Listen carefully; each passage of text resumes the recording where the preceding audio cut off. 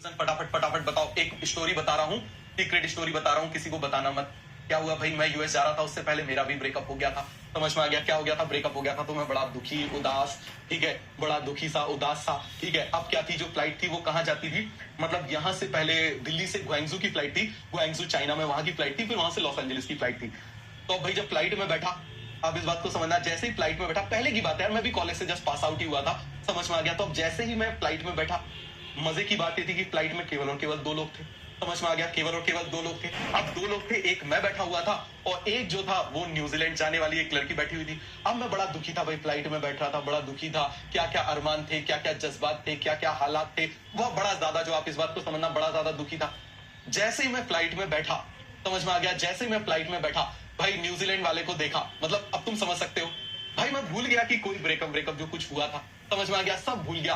तब मुझे ध्यान आया, कि मैंने कहा यार, फालतू में इतना टाइम खराब कर रहे थे, फालतू में इतना टाइम खराब कर रहे थे। तो इस बात को तुम बहुत अच्छे से समझ लो, इस बात को तुम बहुत अच्छे से समझ लो, बहुत ही अच्छे से इस बात को तुम समझ लो कि तुम्हारा यदि मान लो कोई ब्रेकअप हो गया है, तुम दुखी भी हो, तो याद रखना, जैसे ही तुमको अच्छी अपॉर्चुनिटी मिलेगी, तुम बोलोगे अच्छा हुआ गई, अच्छा हुआ गया, ठीक है, अच्छा हुआ गया, हे भगवान बहुत अच्छा हुआ गया। तो सभी को ये बात अच्छे से समझ में आ गई कि नहीं आ गई? तो इसीलिए इस चीज को हमेशा याद रखना, ये केवल और केवल ये इंसिडेंट इस जगह पर नहीं होता, ये लाइफ के हर एस्पेक्ट पे होता है। यदि आपका कोई एग्जाम क्वालिफाई नहीं हो पाया, तो आप इस बात को समझना, वो एग्जाम आपका एक्स हो गया, जाने दो, कोई ना कोई अच्छा आएगा, कोई ना कोई अच्छा अचीवमेंट आएगा। और मैंने आपसे क्या बोला, मैंने आपको एक सिंपल सी बात बोली है, याद रखना, यदि आपको मेहनत कर रहे हो और उसके बावजूद आपको सक्सेस नहीं मिल रही है, तो ऊपर वाले के ऊपर एक कर्ज चढ़ जाता है। और याद रखना, आपने यदि बचपन में पढ़ा होगा, एक होता है सिंपल इंटरेस्ट और एक होता है कंपाउंड इंटरेस्ट। तो याद रखना, ऊपर वाले के ऊपर जब कंपाउंड इंटरेस्ट चढ़ता है ना, तो वो बहुत अच्छी चीजें लौटाता है।